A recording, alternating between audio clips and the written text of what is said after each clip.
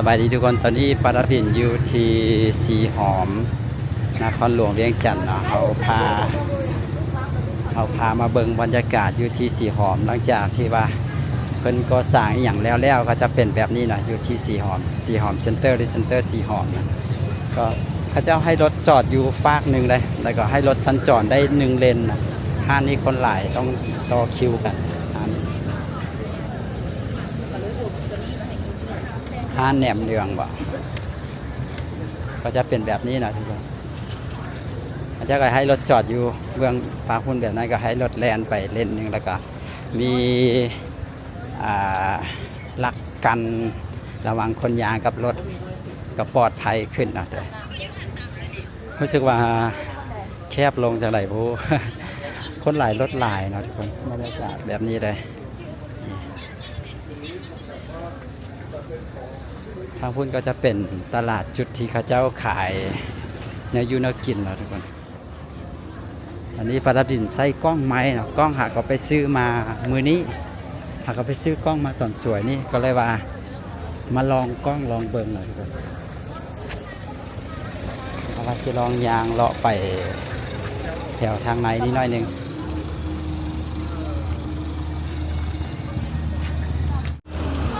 รู้สึกว่าวุ่นวายจังใด คนหลายขนาดเนาะเดี๋ยวเราลองยางไปเลาะเบิ่งด้านในพอคร่าวๆนะมาลองกล้องใหม่นะมาเบิ่งว่ากล้องจะงามขนาดใดอันนี้เป็นกล้อง DJI Osmo ป่ะ Pocket 3นะหาตัว C อยู่บ่มาจากเทือเนาะก็เลยว่าซื้อตัว 3 ไปก่อนซะพระเจ้าขายมาร์คโทเรียน39,000 กีบคือหอมอันนี้ก็มีขายมากไม้ร้ายเลยจุดนี้ก็จะเป็นจุดที่เขาเจ้าขายอาหารการกินนะครับมีของกินหลากหลายเลยคนก็จะมาเลาะกันหลายแบบนี้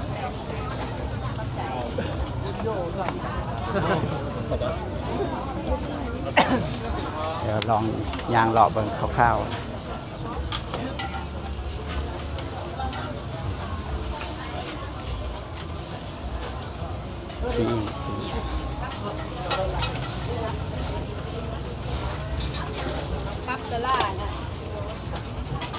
โอ้คนหลายเลย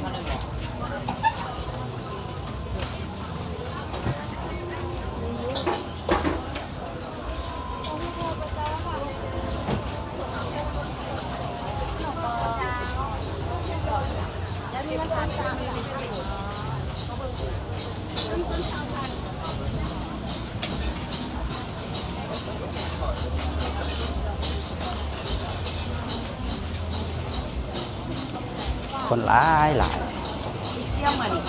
เขาจะมีขายแนวกินหลายอีหลีนะก็เลยว่าคนก็เลยว่ามาหลาย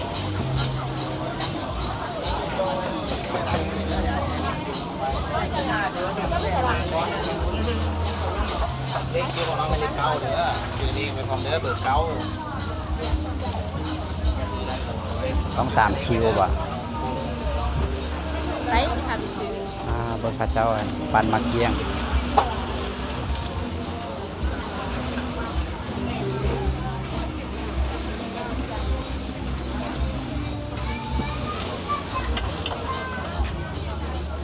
มีแต่แนวกลิ่นเป็นตาแซ่บทั้งนั้นเลยใช่ไหม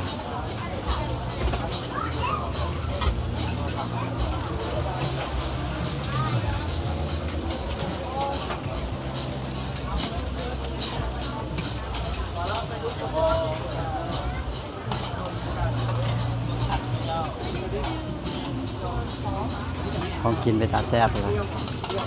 อันนี้น่าจะเป็นยำหอยป่ะ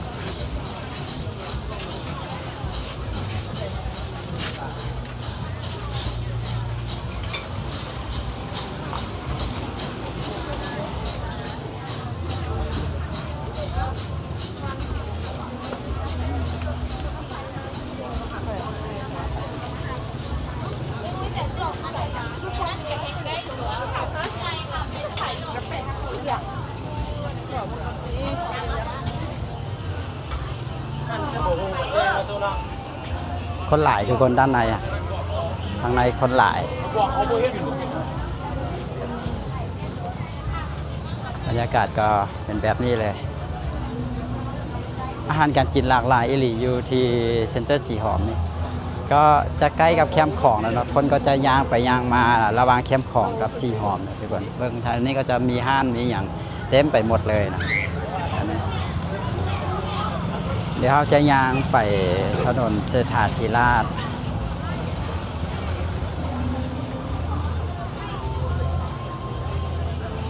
คนวัยหนุ่มวัยรุ่นก็หลาย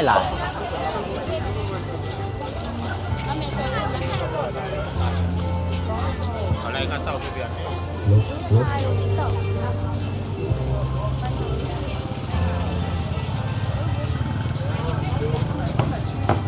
เดี๋ยวว่าเดี๋ยวได้รู้ว่า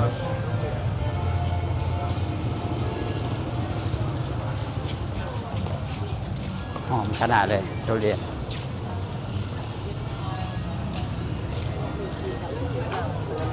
ตอนนี้อยู่ที่สีหอมนี้ก็น่าจะเปิดเต็มตัวแล้วแหละเนาะเพราะว่าจะเป็นสถานที่เป็นเส้นทางเป็นอย่างอยู่จุดนี้แต่ว่ายังมีบางจุดยังบ่สมบูรณ์เท่าไหร่เส้นทางนี้คือบ่นั้นก็ยังบ่ทันได้สมบูรณ์เท่าไหร่เดี๋ยวเราจะย่างไปที่ถนนเศรษฐาธิราชอันนี้ก็จะก็มีขายนะกินมีขายเป็นพวกตำพวกอย่าง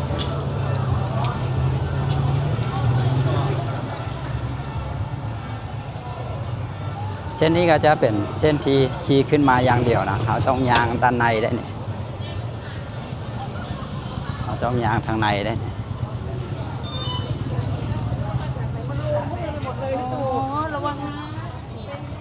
คนไทยก็มาเที่ยวหลายเนาะท่านผู้ชมเส้นทางที่เชื่อมต่อระหว่างสีหอมไปหาอันแคมป์ของนะก็จะเสื่อมอยู่นี่เขาจะเฮ็ดเป็นบอลกันน้อยออกมาแบบนี้นะเขาจะเรือเล่นเดี่ยวไปนี่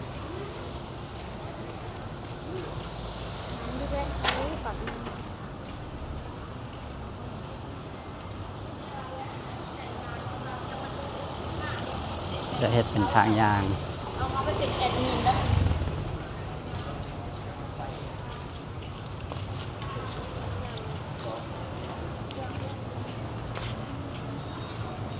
เล็กอันนี้สิบงอป่ะนะ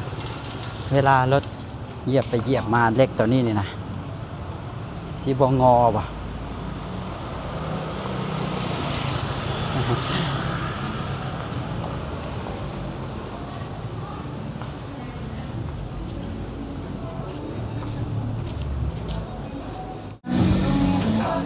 อ้าวสบายดี